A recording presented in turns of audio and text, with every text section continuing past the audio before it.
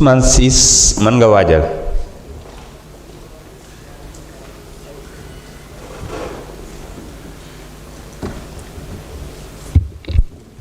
Merci président. Chers collègues, maa ngi leen di nuyu monsieur le ministre, maa ngi leen nuyu madame la secrétaire d'État, maa ngi nuyu aussi sa collaborateurs yi nga àndal. Monsieur le ministre, maa ngi lay féliciter bu baax a baax ci sa ministère bi, dynamisme bi. Je pense que depuis New Deal technologique bi ñu ngi leen di suivre. Gis nañu itam wax dëgg yàlla taxawaay bi ngeen taxaw pour que Sénégal méngaloo ak réew yi ci àdduna bi yépp. Parce que tamit foofu la Sénégal toll. Je crois que retard bi nga xamante ne Sénégal am na ko ci lu bare di ngeen ko rattraper ak nivellement bi nga xam ne moom ngeen bëgg a am moom ngeen di def pour que Sénégal am ko. Monsieur le ministre, ce ministère dafa nekk exemple typique de lu ñuy wax les bienfaits de l'immigration.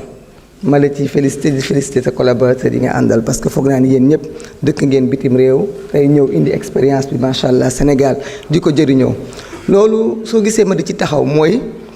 dafa am Sénégal benn phénomène bu am boo xam ni baaxul te dafa nekk di suuf ci suuf. Article 4 bi ngeen bëgg a réformer am na lu mu ci wax tuuti ci xénophobie discours de la haine dama bëgg nga taxaw foofu bu baax. parce que nag sunu réew mi fondement yi moom la ñu àdduna yépp di ñëwee te fondement yi waruñu bàyyi benn pilier di ci màbb te lii di am ci TikTok yi mun na màbbal fondement réew parce que ce sont des discours yoo xam ne guddi ba fajar ay nit dañuy fanaanoo wax loo xam ni mën na taar réew parce que kenn ku ne bu ci gisee boppam rek du baax taxaw leen bu baax foofu parce que monsieur le ministre réew mii di Sénégal 76% des 18 millions ont moins de 35 ans sunu président Ayib moo ñu jox chiffre yooyu keroog daanaka 33,9% ay jigéen ak ay ndaw amuñu liggéey chômage la ñu nekk te ñooñu ñëpp ñu ngi ci TikTok bi ay clientèle u TikTok bi lañu. donc monsieur le ministre dama xalaat yoon la nga taxawal li ñuy wax benn brigade virtuelle de contrôle te brigade boobu mën naa embaucher ñooñu nga xam ni dañoo am connexion te di veiller ci TikTok bi. c'est aussi création d'emploi dina mën a préparer ay amende yi ngeen di wax xaalis bu bare la yoo xam nga lan mooy pervenche en France da ngay def infraction da ngay fay il y a beaucoup d'infractions yoo xam ne c'est à hauteur de milliards ci biir TikTok bi yoo xamante ne diggante minuit ba 6 heures du matin rek mën na nekk ay milliardaires taxaw leen ci loolu te xam naa ne xale yu bare dinañ volontaire pour bokk ci brigade yooyu parce que nag liñ ciy wax ak di ci dégg bu ñu ko tànqamlu parce que léegi xale boo gis yor na TikTok day taal TikTok am dégg toog ethnie yi origine yi lu nekk lañ ciy wax te loolu il faut que mu arrêté maa ngi lay féliciter bu baax ci réforme bi nga indi ci article 17 bi mooy saisine citoyenne parce que foog naa sénégalais yi loolu bokk na ci lu ñu bëggoon mooy am sañ-sañu mën a saisir organe bi bu ñu gisee dérive comme ça ñun sax ñu xaw a tuuti soulagé wu parce que ñun député yi toujours ñun la ñuy wax député yi defal leen léegi nag sénégalais yépp nañu xam ni sénégalais bu ci nekk député ga ci mbir en tout cas ci mbir mi ndax loo gisee du dul yoon am nga possibilité saisir li nga xamante ne moom mooy organe bi ngeen di taxawal maa ngi félicité ñi nga àndal foog naa ni sa ministère bi ku mel ne Momar Diong Samba Biagui ñu am solo la ñu nekk foofu ñoo xamante ne ñu ngi leen di jàppale ci liggéey bi jàpp naa ni donc wax naa ci chômage bi li ci des nag monsieur le ministre foog naa ni bu ñu nee sa organe bi dafay réprimer yow fi nga nekkoon ñun tam fi lañ nekkoon ñu tëj foog naa kuy xalaat mémoire Papito Kara nga xam ne da doon def smiley mooy loolu di reetaan emoji ñu jàpp ko tëj mu génn ci am ci ay jafe-jafe ba immigré ba faatu rek war na mën a tax nga xam ni suñu régime bi mënul nekk régime mu répression en tout cas de la liberté d'opinion parce que on a été victime de ça presque 2000 jeunes yoo xam ni dañ leen jàpp ndax ay post Facebook ñoom Ousmane Diagne foog naa kenn fàttewul loolu je crois nag que c'est normal réew boo koy doxal il faut mbiri jaar ci yoon te mënuñu bàyyi réew moo xamante ne ay kilifa dañ fi nekk ku nekk di jëlu kàddu di ko waxee nu mu la neexee donc lii nga def réforme defaloo ko sa bopp defaloo ko suñu gouvernement Sénégal nga ko defal espace public bi ngay assainir ñu ngi la ciy jaajëfal bu baax merci beaucoup. jërëjëf honorable Ousmane Ciss mën nga ñëw jël kàddu Aliou Ndao mën nga waajal. baax na salaamaaleykum wa rahmatullah président ñu ngi lay nuyu monsieur le ministre ñu ngi lay nuyu di la jox sa wàccuwaay di nuyu madame la secrétaire d'État di ko ñaanal jàmm aussi di ñëw rek di rafetlu bu baax a baax loi bi nga xamante ne dinañ ko wote incha allah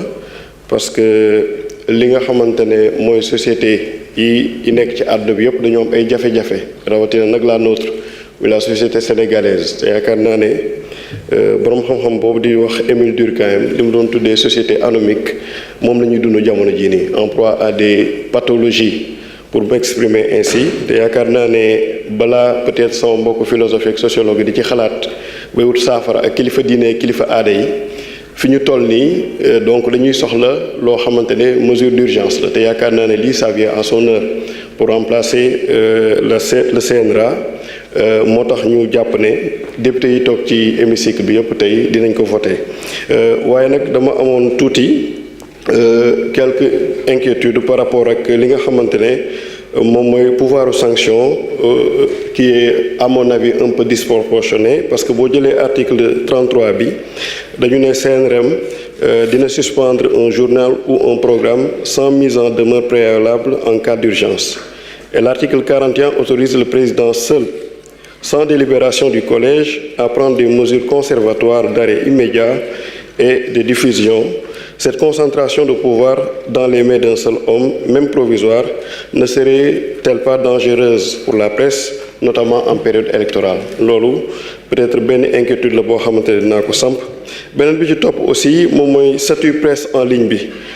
à mon avis qui est sous-régulé mais sur-sanctionné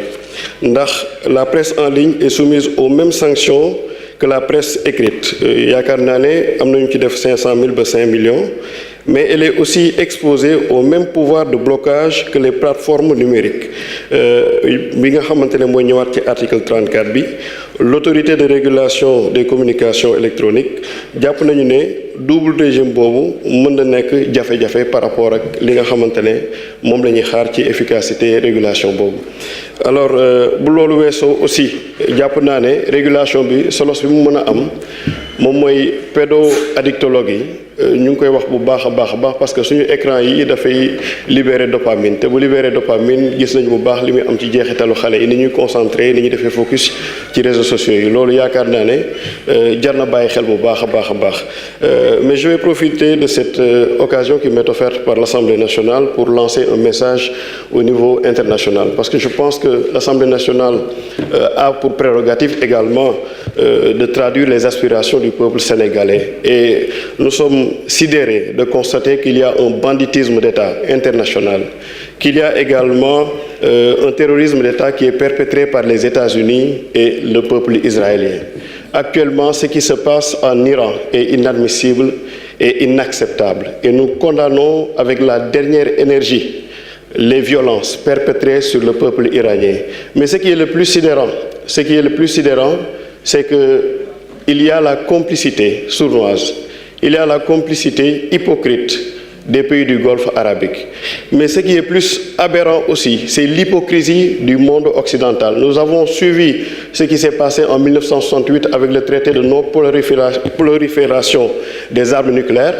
Et tout le monde constate que le peuple israélien, l'État israélien n'est pas signataire de ce traité. Mais en foi de quoi ce peuple qui n'est pas signataire de ce traité peut s'arroger le droit véritablement de récuser un autre peuple souverain qui veut s'enrichir pour sa souveraineté et se défendre. Et je pense que toutes les personnes épris de bonne foi et de justice doivent condamner à sa juste valeur cette forfaiture perpétrée par les deux pays complices que sont l'Israël et les États-Unis, mais surtout la complicité sournoise des pays américains. Ngeen baal ma tuuti ma am rek lu ma lire ci li nga xamante ne mooy l'un des livres saints muy alxuraanu karim dama jàpp ne ci suratu al anfal yàlla mu ngi fay wax dëgg yàlla adduna bi di wax ak surtout ñi nga xamante ne ñooy waay gëm yi donc ci verset 73 les infidèles sont solidaires les uns des autres Si vous n'en faites pas autant, le monde sera en proie au désordre et à des troubles profonds. yaakaar naa ne loolu la ñuy dund jamono ji donc di wax ne force au peuple de Gaza, force au peuple de Palestine, force au peuple d'Iran. Wassalam, merci.